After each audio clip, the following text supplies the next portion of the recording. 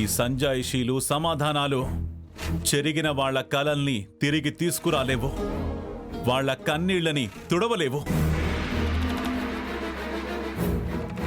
ఆ రోజు శ్రీను నా దగ్గర చెడ్డవాడు కాకూడదని ఆద్య ఇష్టానికి మాట్లాడి అందరి దృష్టిలో చెడ్డది కావడానికి కారణం నువ్వే. ఈరోజు చేసిన తప్పు తెలుసుకొని శ్రీను ఆద్య ఒక్కటి కావాలి అనుకుంటే అది జరగకుండా పోవడానికి కారణం నువ్వు.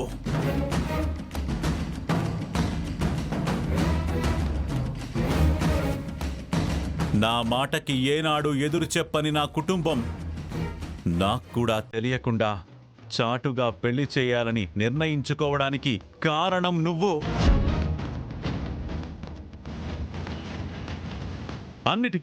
జరిగిన అన్నిటికీ కారణం నువ్వే. ఈ తప్పులన్నిటికీ శిక్ష అనుభవించాలి.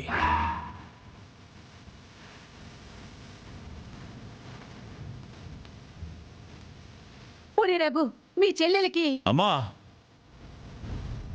మాట్లాడుతమ్మా. తల్లి చేసిన తప్పు తప్పే. ఊరి జనానికి ఒక న్యాయం, నా చెల్లెలికి ఒక న్యాయం ఉండదు.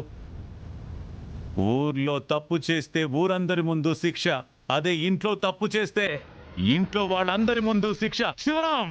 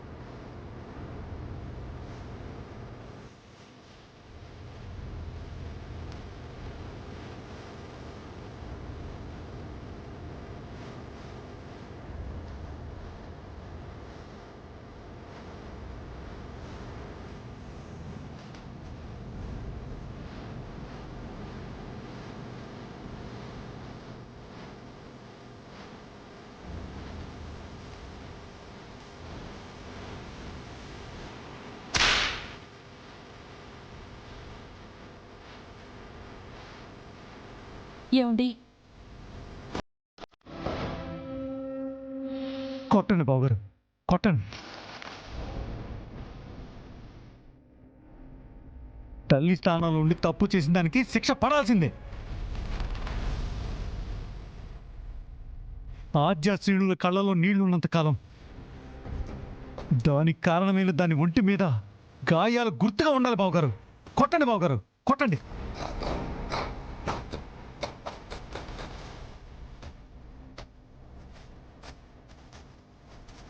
తప్పు చేసినా తమ్ముడు ఏమీ అనలేడు, అన్న ఏమీ అనడన్న ధైర్యం చచ్చిపోవాలన్నయ్య.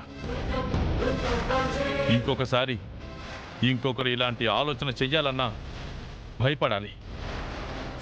కొట్టండి అన్నయ్య.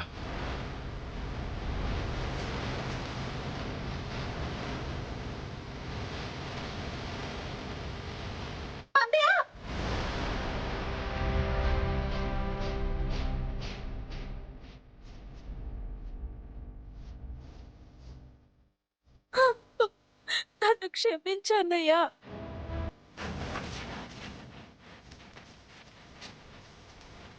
నీ మాట కోసం, నీ పరువు కోసం ఇలా చేశానని నేను చెప్పింది అబద్ధం.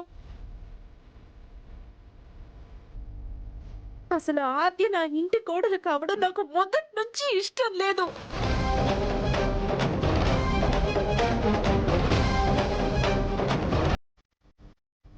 మేము ప్రేమించుకుంటున్నాం, పెళ్లి చేసుకుంటాం అన్నప్పుడు నువ్వేమంటావమ్మా అని నువ్వు నన్ను అడిగినప్పుడు వదిన మీద అభిమానంతో, నీ మీద గౌరవంతో నీ మాటకి ఎదురు చెప్పలేకపోయాను.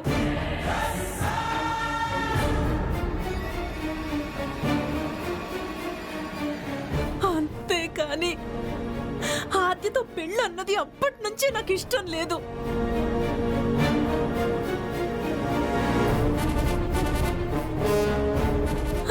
అప్పటికి పెళ్ళికి సరే అన్నా, వాళ్ళిద్దరికి పెళ్ళి అని మీరు అన్నప్పుడల్లా ఏం చెయ్యాలో ఎలా చెప్పాలో అర్థం కాక నాలో నేనే బాధపడేదాన్ని. అదెక్కడ నా కోడలవుతుందో అని భయపడేదాన్ని. ఎందుకంటే అది అక్కడెక్కడో దేశం కాని దేశంలో పుట్టి పెరిగింది. ఇక్కడ పద్ధతులు దానికి తెలియవు. అలాంటిది నా ఇంటి కోడలైతే నా కొడుకు ఏమైపోతాడో, నేనేమైపోతానో అన్న భయం.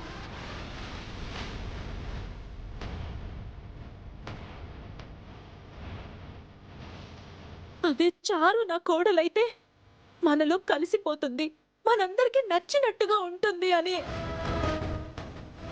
ఆద్యని దూరం చేసి చారుని కోడలుగా తెచ్చుకోవడానికి ఇదంతా చేశాను.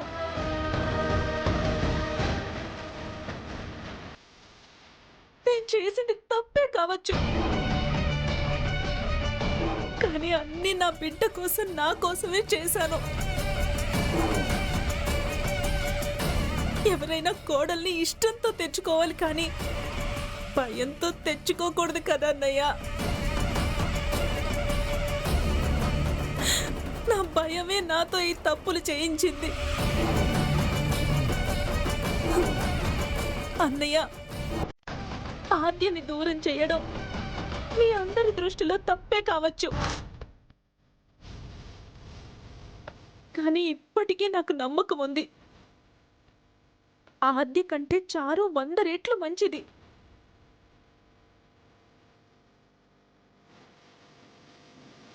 ఈరోజు ఆద్య దూరం అయిందన్న బాధలో వాడలా ఉన్నా, చారు మంచితనం అర్థమయ్యాక వాడు ఆనందపడతాడు. మా అమ్మ తప్పు చెయ్యలేదని వాడు అర్థం చేసుకుంటాడు.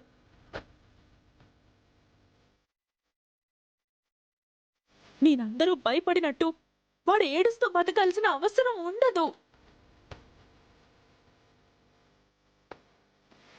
చారు తన ప్రేమతో, తన పద్ధతులతో వాడికి నచ్చేలా ఉంటుంది. వాడి బాధని దూరం చేస్తుంది. అన్నయ్య, చారు వల్ల సీనే కాదు, మనందరం కూడా సంతోషంగా ఉంటాం.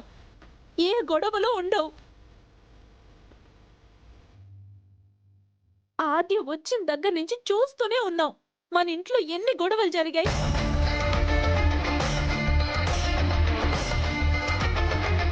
అదే చారు అయితే అందరితో కలిసిపోయి ఎలాంటి గొడవలు రానివ్వదన్నయ్య.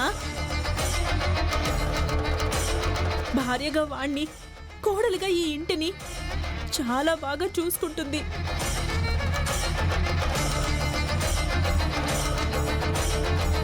అన్నయ్య, చారు తరపున నేను మాటిస్తున్నాను, అది తప్పు చెయ్యదు, ఎవ్వరిని బాధ పెట్టదు. అలా కాకుండా చారు తప్పు చేసినా, చారు వల్ల సీను బాధపడినా, చారు కన్నా ఆద్య నయమని మీ అందరికీ అనిపించినా, ఆ రోజు మీ అందరి నిర్ణయమే సరైంది.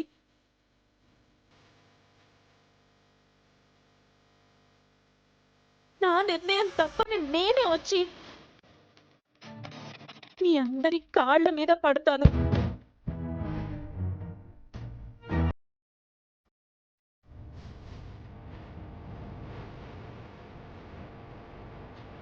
అప్పుడు మీరు ఏ శిక్ష వేయాలనుకున్నా వెయ్యండి.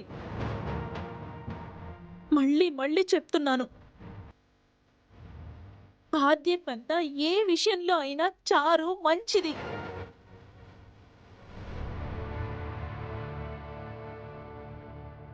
మన ఇంటి పద్ధతులు తెలుసు, మన సాంప్రదాయాలు తెలుసు, పెద్ద చిన్న గౌరవం తెలుసు. ఇన్ని తెలిసిన చారు ఈ ఇంటికి మంచి కోడలవుతుంది, వాడికి మంచి భార్య అవుతుంది. అలా కాదు, నా నిర్ణయమే తప్పు, సీనుకి చారుకి పెళ్లి చేసి తప్పు చేశాను అనేలా చారు ప్రవర్తించిన రోజు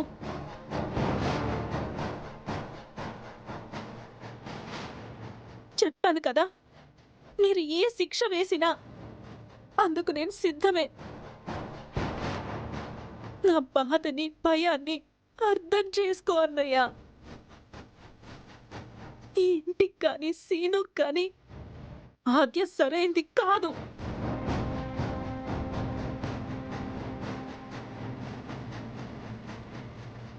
కోడలిగా, భార్యగా చారు ఎలా ఉంటుంది అని చూడకుండా తల్లిగా నా కొడుక్కి ఎలాంటి భార్య కావాలో ఆలోచించడమే తప్పని నాకు శిక్ష విధించడం కాదు. నా నిర్ణయం తప్పు. చారుతో పెళ్లి చేయడం వల్ల వాడి జీవితం నాశనమైంది. చారు కన్నా ఆ ఆద్య గొప్పదని మీ అందరికీ నమ్మకం వచ్చిన రోజు ఆ రోజు కొరడా దెబ్బలు కాదు, నా ప్రాణాలే తీసేయండి.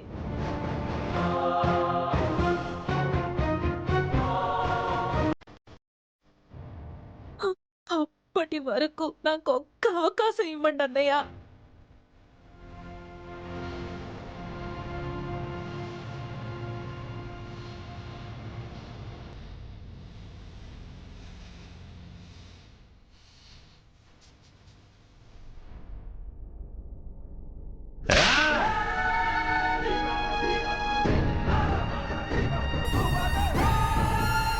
సరే, నీకు అవకాశం ఇస్తున్నాను.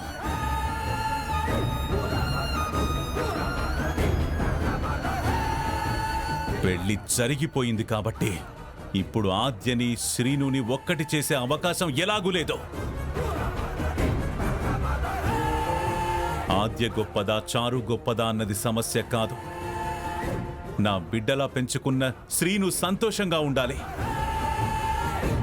ఆ జంటని చూసి ఇంట్లో అందరూ సంతోషపడాలి. ఎవ్వరితోనూ ఏ గొడవలు లేకుండా ఈ ఇంటి గౌరవం నిలబెట్టేలా ఉండాలి. అలా చారు ప్రవర్తిస్తుందా?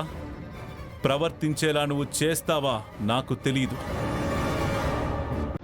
నువ్వన్నట్టు చారు ఆద్య కన్నా గొప్పది, నీ నిర్ణయమే సరైనది అని నువ్వు నిరూపించుకోవాలి.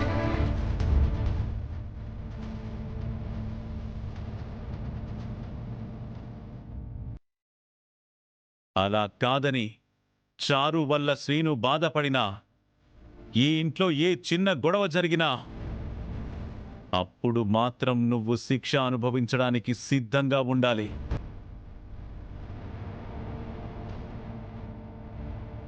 చెల్లెలివని అడిగావని నీకొక అవకాశం ఇచ్చాను. నాకు కావలసింది శ్రీను సంతోషంగా ఉండడం. వాడు సంతోషంగా ఉండేలా చూసుకోండి.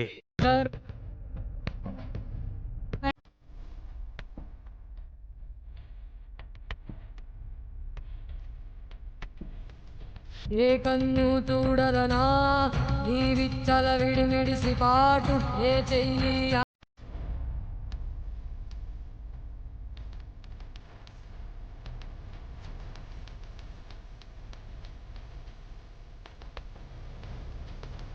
చారు కన్నా ఆద్య గొప్పదని మీ అందరికీ నమ్మకం వచ్చిన రోజు ఆ రోజు కొరడా దెబ్బలు కాదు, నా ప్రాణాలే తీసేయండి.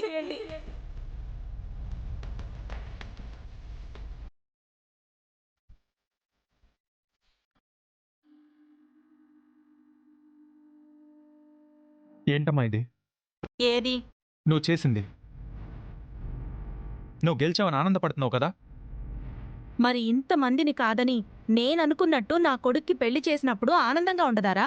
నా పెళ్లి చేయడంలో నీ ఆనందాన్ని వెతుక్కుంటున్నావు, కానీ కనీసం నేను ఆనందంగా ఉంటానా లేదా అని ఆలోచించావా? ఈ రోజు నువ్వు ఆద్య మాయలో పడి నీకు ఆనందంగా అనిపించకపోయినా ముందు ముందు చారుతో నువ్వే ఆనందంగా ఉంటావురా. ఆద్య నా ప్రాణమమ్మా. ప్రాణం పోయాక శవానికి ఆనందం ఏముంటుంది? బిడ్డ కోసం తల్లి ప్రాణాలైనా ఇస్తుందంటారు, కానీ అలాంటి అమ్మలా నువ్వెందుకమ్మా లేవు? రే, నీకిప్పుడేం అర్థం కాదురా. నిదానంగా నీ మనసులోంచి ఆ ఆద్య వెళ్ళిపోయి చారు వచ్చాక అప్పుడు నువ్వే అంటావు, చారు లాంటి మంచి భార్యని నాకు ఇచ్చావమ్మా అని. అమ్మా, అమ్మ కాని అమ్మ, అత్తయ్య నా ఆనందం గురించి ఆలోచిస్తుంటే నువ్వు నాకు కన్న తల్లివై ఉండి నువ్వెలా మోసం చేసి నాకు ఈ పెళ్లి చేయగలిగావు? చారుని నీ భార్యగా చూడడం నాకు ఇష్టం రా, అదే నేను చేశాను. ఇష్టం ఇష్టం ఇష్టం నీ ఇష్టమే కాని అందులో నా ఇష్టం ఉందా లేదా అని చూడవా? నీ ఇష్టం నాకు నచ్చలేదు కాబట్టి నా ఇష్ట ప్రకారం నేను పెళ్లి చేశాను రా. ముసుగేసి మోసం చేసి తాళి కట్టించేస్తే అది పెళ్ళవుతుందా? మెడలో తాళి కట్టాక అది నీకు ఇష్టం ఉన్నా లేకపోయినా పెళ్ళేరా. తల్లిపై ఉండే ఇలా ఎలా మాట్లాడగలుగుతున్నావమ్మా? ఆ రోజు ఆద్యం నాకు దూరం చేయాలని అన్ని కుట్రలు చేసినప్పుడు నిజంగా నేను నీ కొడుకునేనా, ఎక్కడన్నా దొరికానా అని అనుమానం వచ్చింది. ఇప్పుడు అదే నిజం అనిపిస్తుందమ్మా. నిజం చెప్పమ్మా, నేను నీ బిడ్డనా కాదా చెప్పు. ఎక్కడో ఏ చెత్త కుప్పలోనో దొరికాను కదూ. అందుకేగా మోసం చేసి నీకు నచ్చిన అమ్మాయికిచ్చి పెళ్లి చేశావు. అందుకే కదా నా సంతోషం గురించి ఆలోచించకుండా నీ సంతోషం గురించి ఆలోచించావు. నోరు ముయ్యరా, నోరు ముయ్. నువ్వు నా బిడ్డవి, నా కడుపును పుట్టిన బిడ్డవి. అందుకేరా నువ్వెవరితో అయితే సంతోషంగా ఉంటావో వాళ్ళకే ఇచ్చి పెళ్లి చేశాను. ఇష్టం లేని పెళ్లి చేస్తే అందులో సంతోషం ఎక్కడుంటుందమ్మా? నిజంగా నువ్వు నా కన్న తల్లివే అయితే ఇలా మోసం చేస్తావా? మోసం మోసం అంటున్నావు? మోసం చేసింది నేనా మీరా? చారుతో పెళ్లి చెయ్యాలంటే దాన్ని మాయం చేసి ఆద్యకి ముసిగేసి మరీ నీ భార్యను చెయ్యాలని చూసారే, అది మోసం కాదా? నేను చేసిందే మోసంలా అనిపిస్తుంది కానీ మీరు చేసింది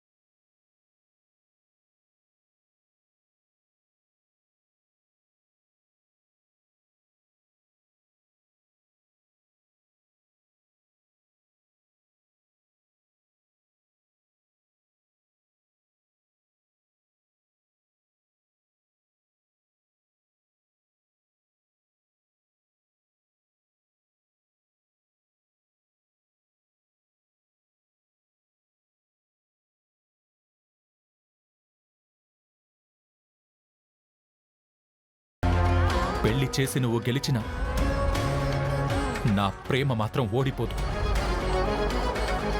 ఎందుకంటే ఇప్పటికీ ఆద్య ఇక్కడుంది, ఇక్కడ.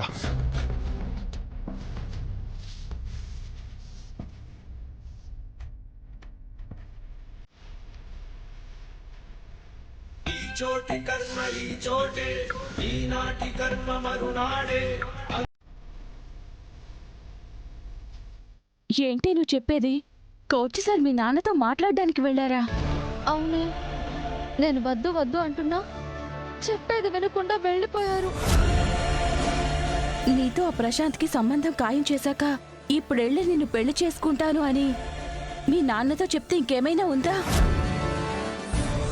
ఇంకేమైనా ఉందా? ఆ విషయం చెప్పాలని చూస్తే ఈయన వింటే కదా. ఆయనేమో వద్దు అంటే వదిలేయాలి కానీ ఇలా వెంట పడుతున్నారు. ప్రేమ అని నా వెంట పడుతున్నాడు అనుకుంటే పెళ్లి అని మా నాన్న దగ్గరికి వెళ్ళాడు. సంబంధం కుదిరిన నిన్నిచ్చి పెళ్లి చేయమంటే మీ నాన్న ఊరుకుంటారా? ఎందుకు ఊరుకుంటారు? ఏమంటారు? కోచ్ సార్ని ఏం చేస్తారో అని నాకు భయంగా ఉంది. నీకు అది చెప్పు ఇది చెప్పు అని నాకే చెప్తున్నారనుకుంటే ఇప్పుడు ఏకంగా మీ నాన్న దగ్గరికే పోయారంటే ఏం జరుగుతుందో ఏంటో. అదే కదా నాకు కూడా భయంగా ఉంది. ఏంటి వాడు నిన్ను పెళ్లి చేసుకుంటానని అడగడానికి మీ నాన్న దగ్గరికి వెళ్ళాడా?